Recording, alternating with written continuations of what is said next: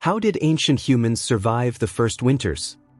Imagine the temperature dropping below zero with no heating system, no insulated walls, no winter coat manufactured for the cold, and no guarantee that the sun would bring warmth again before your body gave out. No forecast. No calendar telling you how many weeks until spring. No stored food beyond what you had managed to set aside. Just darkness, wind, frozen ground, and the very real possibility that this cold would be the last thing you ever felt. This was not a rare catastrophe for ancient humans. This was every single year.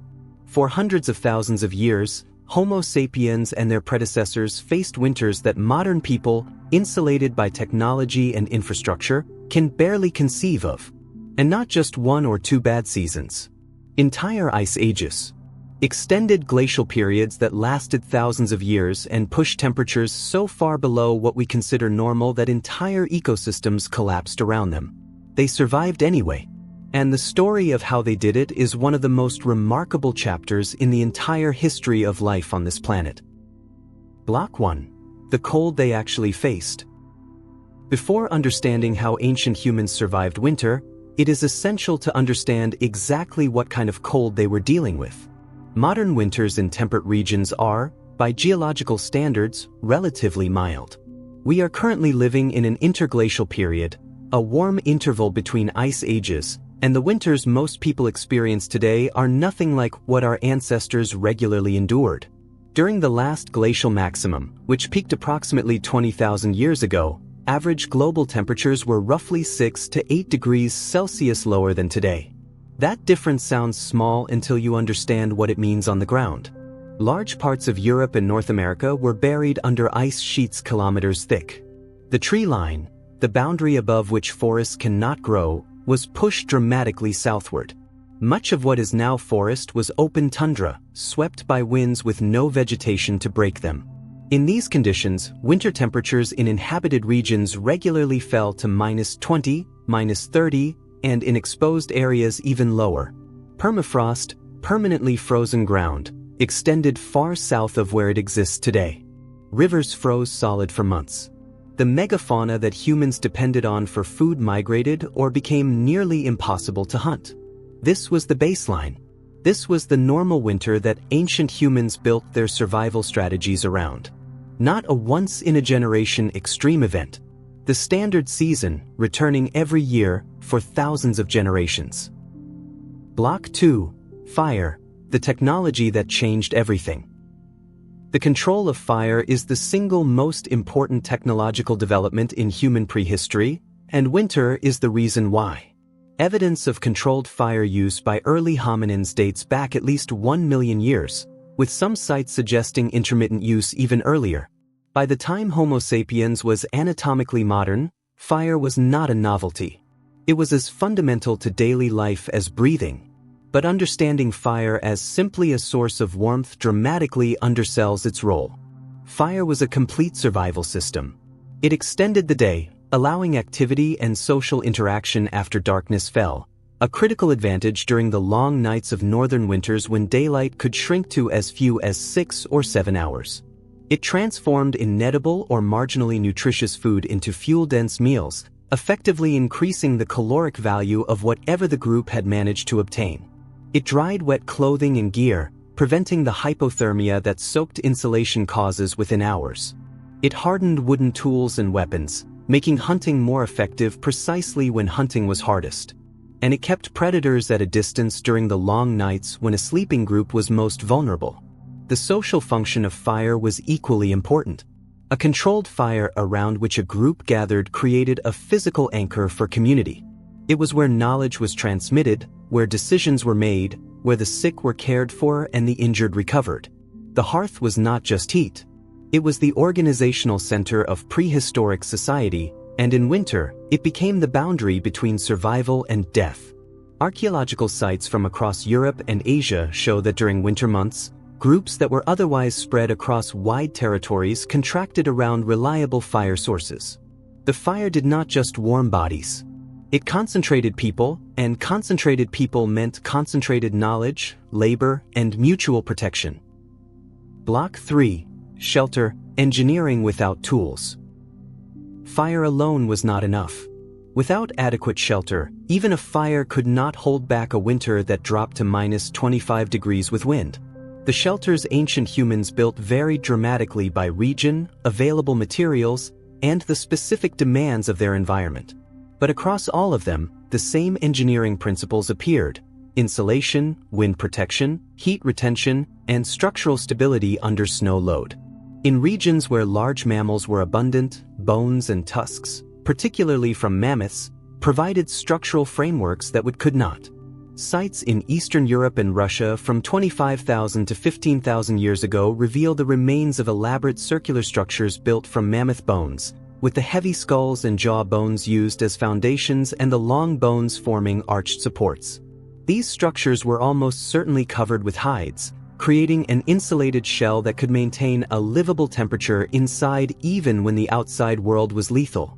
In forested regions, lean-to structures built against natural windbreaks, rock faces, dense stands of trees, river banks, reduced wind exposure dramatically. The ground inside was often lined with dry vegetation, animal skins, or bark, providing insulation from the frozen earth below.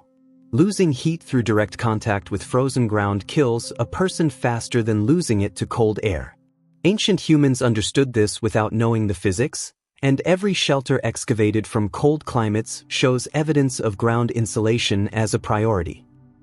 Caves, where available, offered a different kind of advantage. A deep cave maintains a relatively stable temperature year-round, typically around the mean annual surface temperature of the region, which in glacial periods was cold but not lethally so. Combined with fire at the entrance to block wind and add heat, a cave provided a genuinely defensible thermal environment. The concentration of Paleolithic art and artifact deposits in caves is not coincidental. These were not random shelters of opportunity.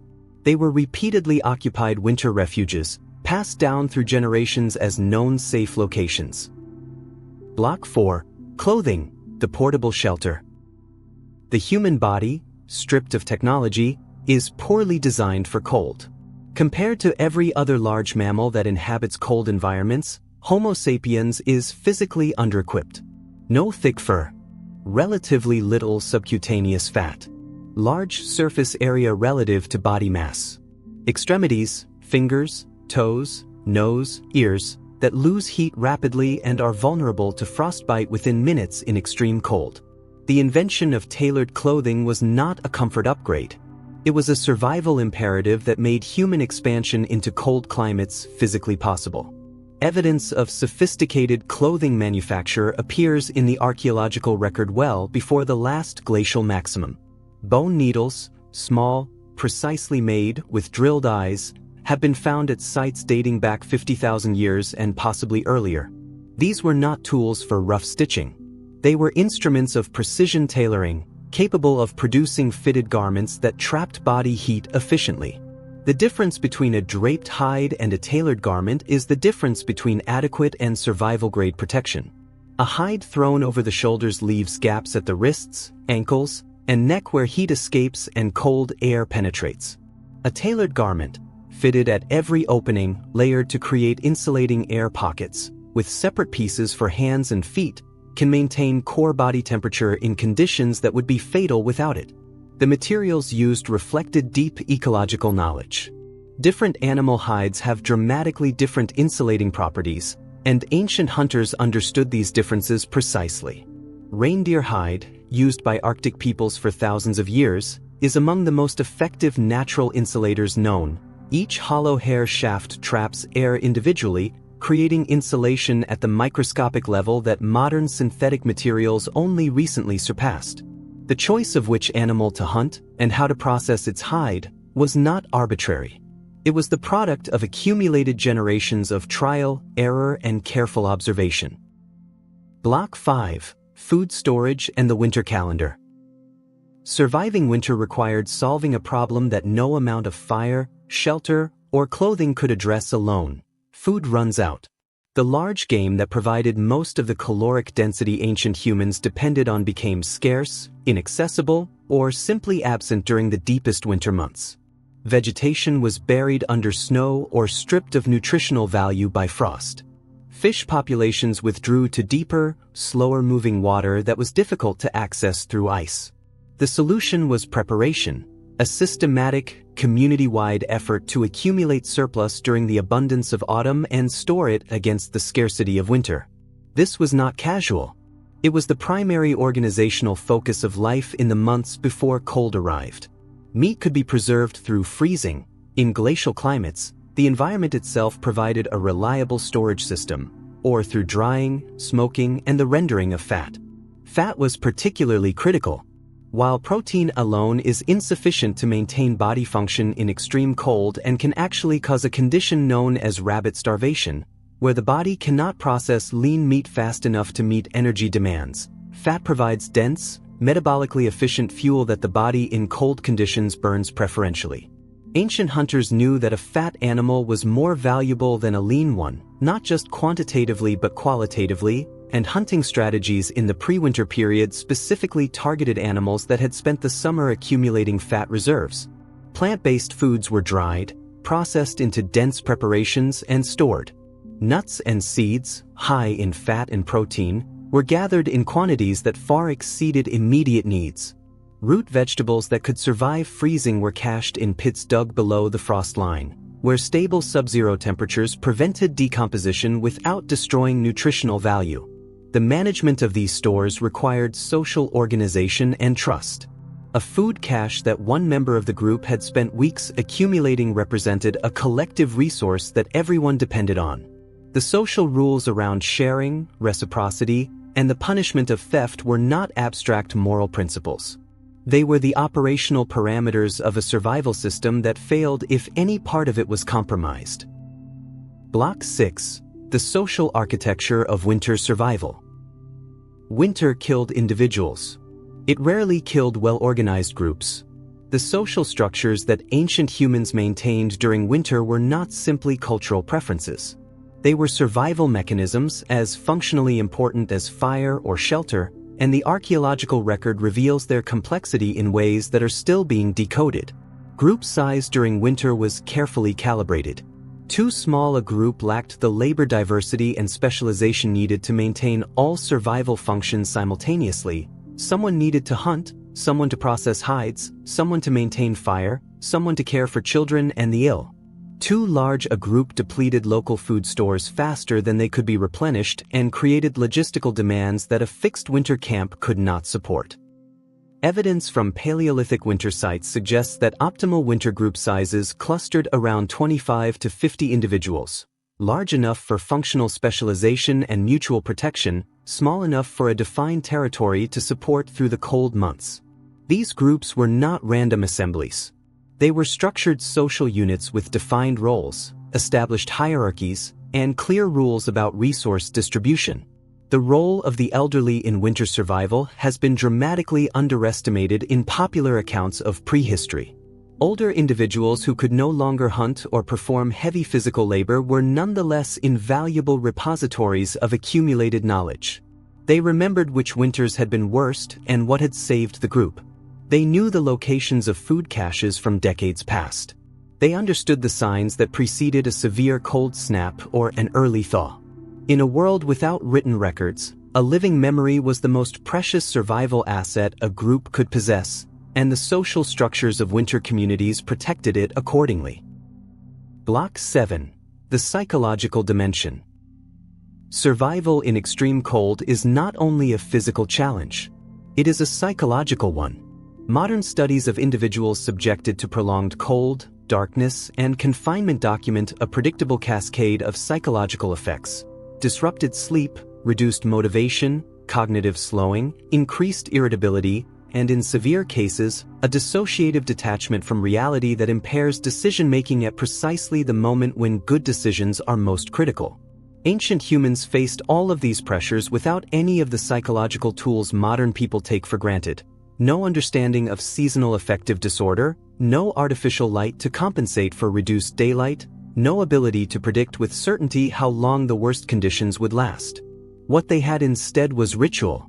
The explosion of symbolic activity evident in the archaeological record of the Upper Paleolithic, cave paintings, carved figurines, musical instruments, elaborate burial practices, is concentrated in the same periods and regions where the survival pressure of winter was most intense.